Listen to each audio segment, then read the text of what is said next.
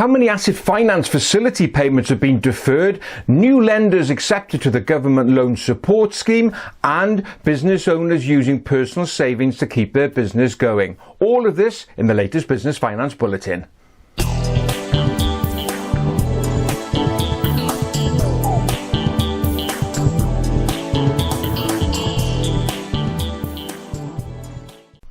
Let's open this bulletin by taking a look at what's going on in the asset finance sector. Now, the Finance and Leasing Association have released some interesting figures. At the 29th of May 2020, its members have received 1,623,000 requests for forbearance or a delay in payments. Now, of those requests, 88% of them have been approved, and that comes to approximately 1.4 million facilities which are now on hold.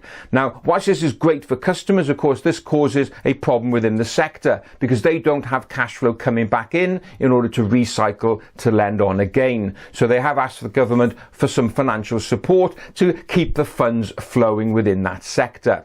What about the kind of business transaction levels? Well, again, the Finance and Leasing Association have released transaction volumes to the month of April 2020. Now, you compare transactions in that month to the same month, April 2019, and there has been a drop in transactions totaling 47%. So there's a really significant fall. Now, where are the sectors that are suffering most? Well, demand fell in commercial vehicles. That was down 65%, and business car finance, that fell by 71%. So we can see there's a dramatic fall in activity. Now, it's quite likely, I think, that May will also show a big drop because the April figures probably included facilities that were approved in February and March just before the lockdown. So we'll probably see bigger falls when the May figures come out. So looking back at this forbearance request, if you do have asset finance facilities and you're seeing that your cash flow continues to be crunched, well, you do have that option, of course, to go to your finance provider and ask for delay in payments.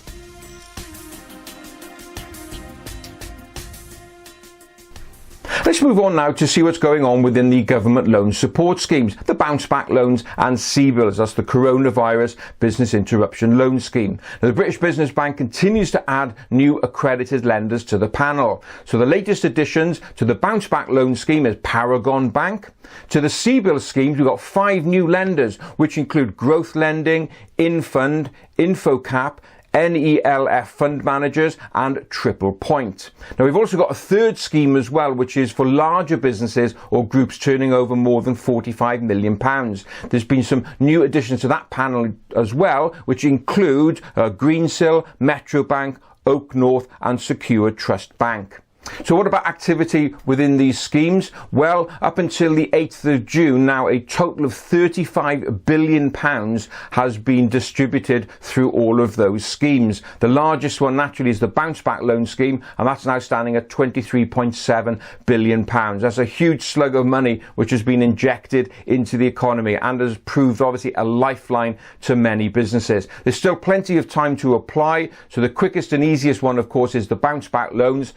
Here you can get up to a maximum of £50,000, up to a maximum of 25% of your turnover. Very simple process, about 7 questions to ask, and a lot of it is self-certified. So no reason why you should not be going for that scheme, particularly as the interest rate 12 months from now is 2.5%, and for the first 12 months, no interest to pay and also no capital reductions. A great lifeline if your business is struggling in terms of cash flow. Let's close this bulletin by taking a look at the question, how are small business owners financing themselves during this period of crisis?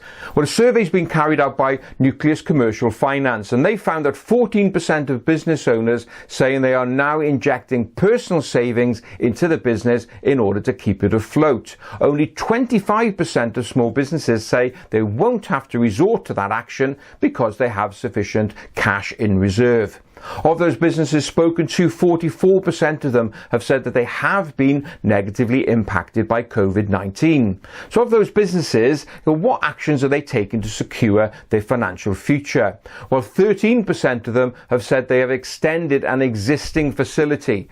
12% of them have applied for new debt, and 7%, as at the time of the survey, were in the process of applying.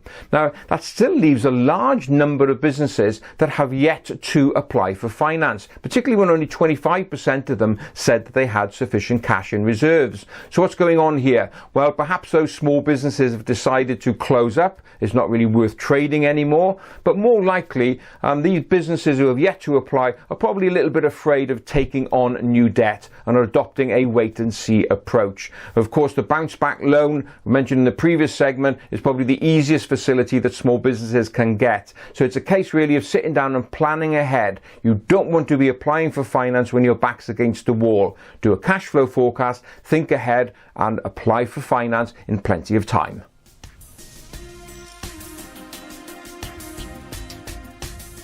Well, that's it for another bulletin. As ever, I hope you enjoyed watching, and if you did, please don't forget to give it a like and a share. So that's it. Have a great, safe, profitable and healthy week, and look forward to being with you again next time.